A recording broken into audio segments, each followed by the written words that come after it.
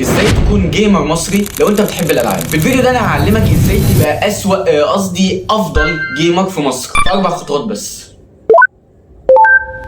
اول خطوه السكون التام، يعني بكل بساطه عشان تبقى جيمر محترف انا عايزك تفضل قاعد على الجهاز اللي انت بتلعب عليه، ما تقومش من عليه تحت اي ظرف، واي حاجه تحصل ما ينفعش تقوم. انت فاكرني بهزر؟ انت بجد ما تقومش من على الجهاز، تفضل قاعد على الجهاز في الشتاء، وتفضل قاعد في الصيف، تفضل قاعد في الخريف وفي الربيع، واي نشاط تحتاج انك تعمله وانت قاعد على الجهاز، حتى لو كان.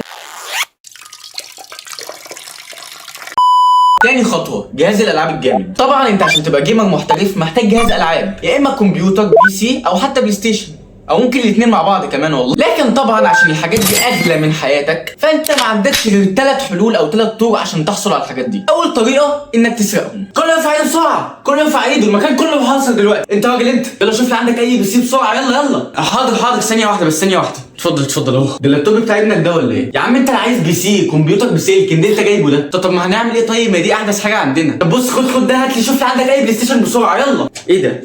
ايه الاجهزه؟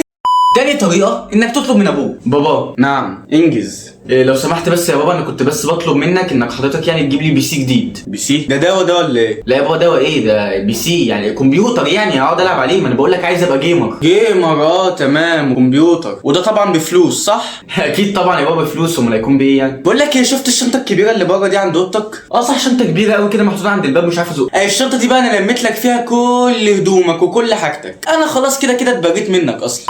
وتالت حاجة انك ممكن تستلف الاجهزة دي، وطبعا ده حل مرفوض تماما ومش منطقي، لان لو حد عنده الاجهزة دي استحالة يسلفها. تالت خطوة ان لازم يبقى معاك فلوس في الالعاب، يعني طبعا لازم يبقى عندك سكنات في الالعاب وتشحن بقى السيزونز، ولازم يبقى معاك طبعا كوينز في الالعاب بالملايين والالوفات. وطبعا الحاجات دي اغلى من حياتك، وهتقعد طبعا تصرف فيها لدرجة انك ممكن تبيع عفش بيتك حرفيا.